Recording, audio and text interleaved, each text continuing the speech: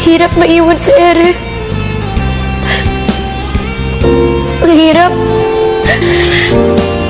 Huwag mo na ulit gawin yan, ha?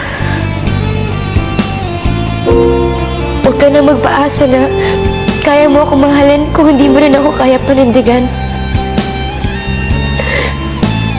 Ang sakit eh.